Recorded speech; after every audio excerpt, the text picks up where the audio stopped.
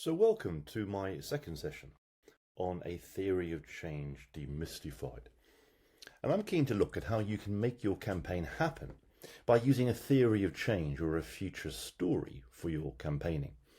And this is the second session, and this time I'm going to be looking in practice as to how you can actually make a theory of change work. And the origin, the kind of motivation for this session was a training session I did in Bulgaria in 2019, where I was challenged by a number of Roma community groups who said to me, look, we understand the concept of a theory of change, but what does it look like in practice? How does it work? How does it feel? And in talking to them, it made me realize that I needed to be able to tell a story, to give a really good example of what I mean by how you can use a theory of change or a future story for your campaigning. So what I began to do was I developed a story. It's a hypothetical story, but it's based on some real practical issues and challenges and aspirations of some of the groups that I've been seeking to support around the world. So in this future story, there's a problem. And the problem is that parents in the rural areas are unable to take their children into town to attend the health clinics. Now, they have a solution. These parents have a solution. And the solution is to convince the local authority, and in particular, the deputy mayor, who has responsibility in this area, to run regular clinics for children in the rural areas. So the target is the deputy mayor. And why? Because the deputy mayor has responsibility for local health services. Now, before starting, it's really important on any campaign that you have a good, robust understanding of your external context and that you share and that you discuss that understanding. So in this story, the external context is the deputy mayor has showed himself to be unwilling to attend a meeting on this issue, and he's shown no interest at all in this issue in the past. Yet, nonetheless, he has showed himself to be highly susceptible in the past to pressure on him from local community leaders. So there's some potential scope there. So let's set out the big steps of the theory of change or the future story.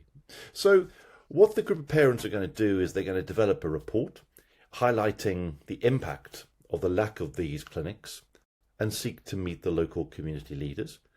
They're going to encourage their allies also to meet the local community leaders, and they're going to use this pressure on the local leaders to get them to meet the deputy mayor on this issue, and the deputy mayor will agree to run the rural clinics.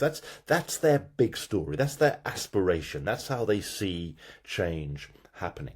Now, having established this overarching theory of change or future story, they then need to go on to establish the initial steps to get the campaigning going. And then once they've completed some early actions, they'll then look to review the story.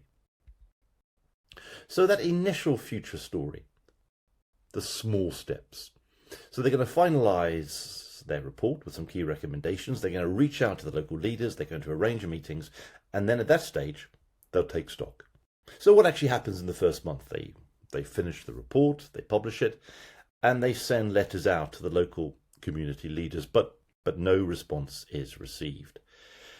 So that initial learning then, that's really important when you're doing campaigning, the learning. So what do they learn from that first month? Well, basically the letters didn't work, and that they need to try other methods to contact the local leaders. So then they need to revise their future story. So this is the second iteration, the second version. So now they're going to try and reach out to the local leaders by telephone and in person. They're going to arrange meetings, and then they'll take stock of the level of support. So in the second month, what happens? So they try different methods of contact to get in touch with the local community leaders, but again, these leaders remain unreceptive.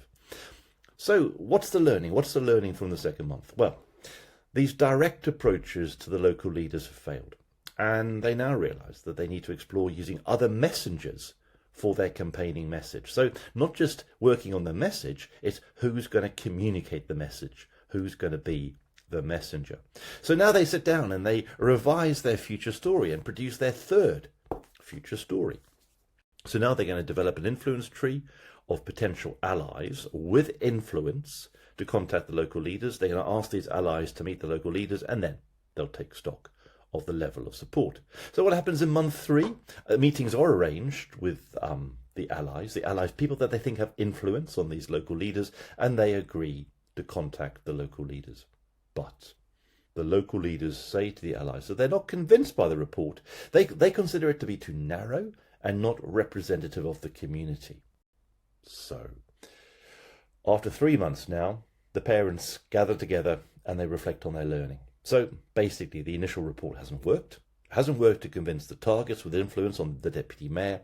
So they need to think, to enhance the evidence and the independence of their report.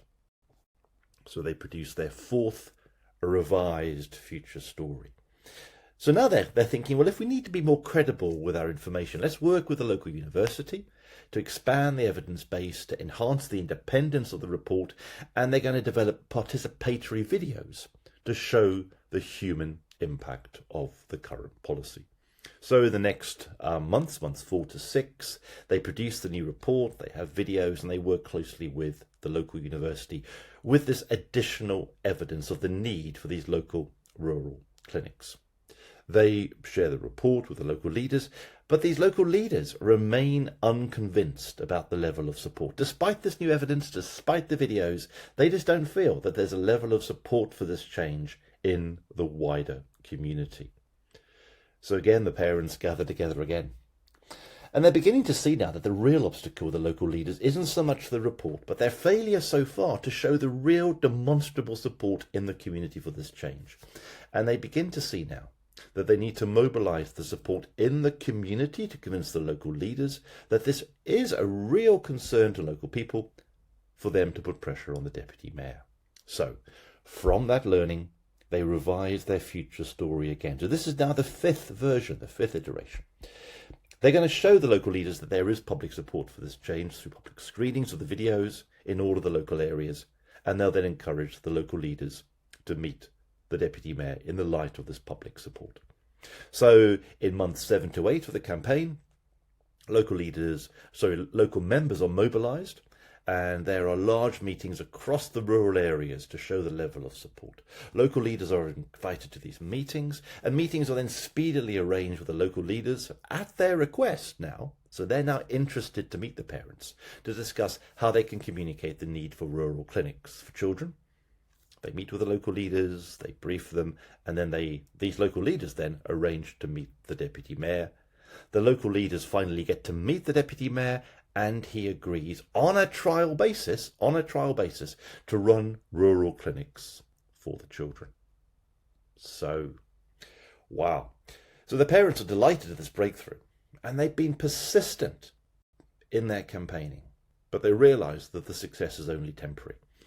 They realise that they need to work across their communities to ensure that this new service is actually used, first off, but then that there are monitoring systems in place to show the level of use for these new clinics to convince the deputy mayor that this initiative needs to be on a permanent basis.